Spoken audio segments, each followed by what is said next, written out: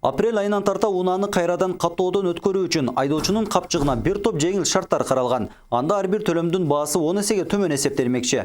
Бир авто унааны өзүнө каттатыш үчүн болгону 500 сомдун тегерегиндеги гана акча коротулат. Бирок бул мамлекеттик жаңы үлгүдөгү номурларды алууга тиешеси жок. Болгону унаанын өз ээсине өткөрүү үчүн гана ыңгайлуу. Азыркы номер алуу, каттоо, кайра каттоо, учетто чыгаруу деген мурдакы буйрук менен элестеп атабыз. 407 буйрук бар өкмөттүн. Ошол боюнча элестеп атабыз. Анан кийин азыр интернетте маалымат каражаттарда чыгып аткан акция деп айтат, 3 айга 4 деп мындай. Бирок бизге пока азырча келек. Унааны кайрадан каттоо акциясы бардык айдоочуларга пайдасын тийгиз албайт. Анткени машина биринчи кожоюндун атына жазылгандыктан документти кайрадан каттоодон өткөрүүгө мүмкүн эмес. Ошол себептүү долбоорду иштеп чыгаарда ушул жагына да жеңилдиктер каралуусун айдоочулар өтүнүшөт. Анткени ишеним каты жок эле кожоюндун тааныбай сатылып кеткен унаалар көп. Сатайын десеңиз же бир нерсе кылайын десеңиз, хозяин жок да, хозяин же Бишкекте.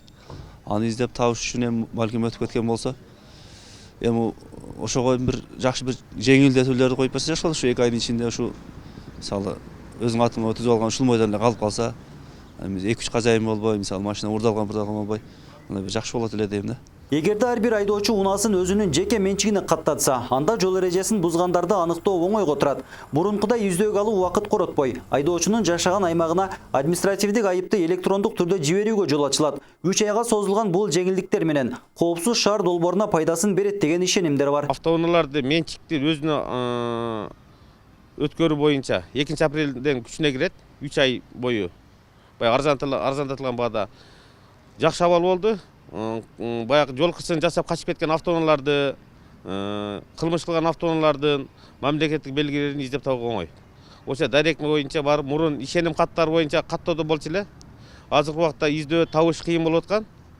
Издеп таап атканбыз, бирок көп убакытта. Азыркы каттоосу жакшы. Учурда ишеним кат менен гана жүргөндөр өзү сатып алса да ал унаага толук ээлик кыла албайт. Мыйзам боюнча техникалык күбөлүккө аты жазылгандар гана чыныгы кожоюну катары саналат. Мындай учур өлкөдө өтө аз кездешет. Эми бул баш айланткан жагдайды жөнгө салуу оңойго турбайт деп эсептешет. Машинаны 10 000 долларга сатып алып, анан кийин 3 000ге дәвре жазып кезде ким ишенет ал? Ысыкөлдүк адам менен жалбатык адам экөө бир тууганбы, бири-бирине дәвре бере турган. Бөлөбү, тайкы жеемби, жердешпи, эч кандай связка жок. Ошол өкмөт ошо мурда дәвре деген немени киргизип, туура эмес кадамга барып, анан кийин именно мамлекетке жанагы сатуудан түшкөн налогту, жанагы оформление тие болгон немелерди жаап жашырууга шарт түзүп берген да. Элге пайдасы болот эле, өзүңөр көрүп атасыңар бар. Ошо бир үйдө 2-ден 3төн машина болот. Ар кимдин атында. Шопурдун атына өткөн жакшы болот эле. Эски номер менен калганга мен каршымын. Бирок эми ушунчалык жеңилдик бергенден элге арзандатылат. Жаңы номерга өткөзгөн жакшы болот эле. Жалал Абад облусу боюнча 100 000ден ашуун автоунаа бар. Бирок алардын басымдуусу өз ээлеринин атында эмес. Дамир Кубанычбеков, Замирбек Тойчубаев, 7 канал.